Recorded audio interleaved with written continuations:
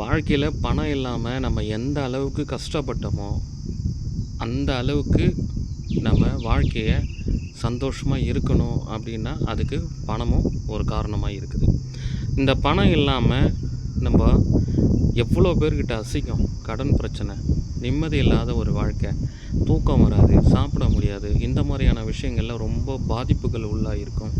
அது இல்லாமல் இந்த சொந்த பந்தம்லாம் கொஞ்சம் ஏளனமாக பேசுவாங்க.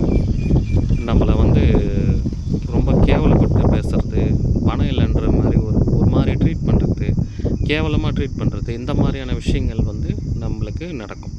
அப்போ நினைப்போம் நம்மளும் என்றைக்காச்சும் ஒரு நாள் சம்பாதிக்கணும், உழைச்சி எப்படியாவது நம்ம முன்னுக்கு வரணும் அப்படின்னு சொல்லிட்டு நிறைய பேர் கடுமையாக உழைப்போம். எவ்வளோ தான் உழைச்சாலும் நம்மளால் முன்னுக்கு வர முடியல அப்படின்னு விரக்தியாக மட்டும் ஆகிடாதீங்க. முன்னுக்கு வர்றதுக்கு உழைப்பு மட்டும் இருந்தால் போதாது, கடவுளுடைய அனுகிரகமும் வேணும். அதுவும் இந்த மகாலட்சுமியினுடைய பார்வை, அந்த அம்மாவுடைய ஆசீர்வாதம் நம்மளுக்கு இருந்துச்சுன்னா நம்ம வாழ்க்கையில் எவ்வளோ பெரிய கஷ்டம் வந்தாலும் அந்த பண கஷ்டன்றது நம்மளுக்கு இருக்கவே இருக்காது. நாமளும் மற்றவங்க மாதிரி சந்தோஷமாக வாழலாம், சந்தோஷமாக இருக்கலாம்.